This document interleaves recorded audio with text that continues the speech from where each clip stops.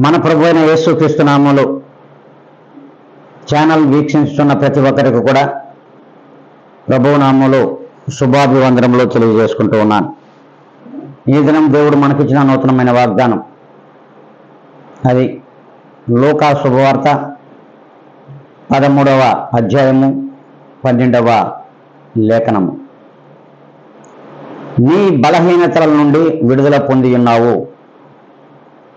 దేవుడు ఈ దినమున మనందరితో కూడా మాట్లాడుతున్నాడు. నాడు మనం ఈ లోకంలో బలహీనతల చేత, లోకంలో ఉన్నటువంటి అనేకమైనటువంటి వ్యసనముల చేత, మరి దురాశల చేత, మరి అత్యాశల చేత, అలాగే కపటము చేత,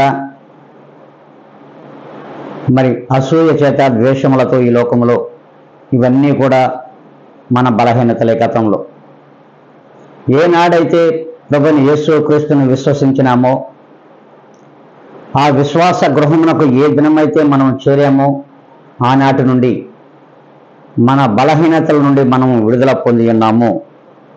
ఇది ఖచ్చితం, ఇదే యథార్థత, ఇదే నీతి మార్గమని దేవుడు తెలియజేస్తున్నాడు. ఆ విశ్వాస గృహమునకు చేరిన మరుక్షణము నుండి కూడా మనలో ఉన్న బలహీనతలన్నిటిని కూడా మనము విడుదల పొంది ఉన్నాం. వాటి నుండి విడుదల పొందిన మనం ఈ దినం నుండి మన స్వతంత్రులం, దేవునిలో స్వతంత్రులము, ప్రభువైన యేసు క్రీస్తులో స్వతంత్రులం. కనుకనే మనం మన బలహీనతల నుండి విడుదల పొంది ఉన్నామని దేవుడు స్పష్టంగా మనందరితో మాట్లాడుతూ ఉన్నాడు. మాట్లాడుతున్నటువంటి ఈ మాటలను వింటున్నటువంటి మనము మరి ఏ దినమైతే గ్రహించగలమో, హృదయము నందు గ్రహించి ఆ గ్రహించినటువంటి వాక్యానుసార జీవితంలో ఏ దినం నుండైనా పయనిస్తామా అనుకున్నట్లయితే ప్రతి ఒక్కరు కూడా తలలు వంచండి, కళ్ళు మూసుకొని దేవుని యొక్క ప్రార్థనలో ఏకీభవించాలని ప్రభువు నామములో తెలియజేసుకుంటూ ఉన్నాను.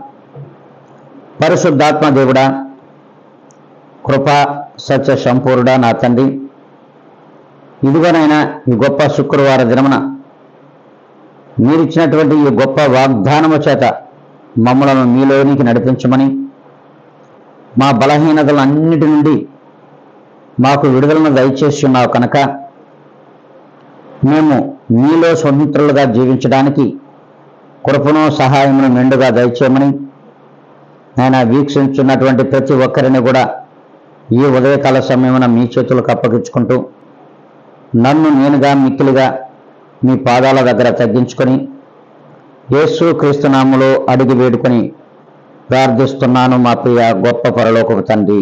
ఆమేన్.